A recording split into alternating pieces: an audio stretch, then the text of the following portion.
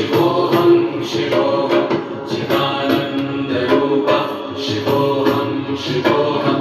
मनोबुद्ध्यहङ्कारचिन्तानि नाहं न चक्षुर्जिह्वे न च घ्राणनेत्रे न च व्योमभूमिर्न तेजो न वायु चिदानन्दरूपः शिवोऽहं शिवोऽहं चिदानन्दरूपः शिवोऽहं शिवोऽहं चिदानन्दरूपः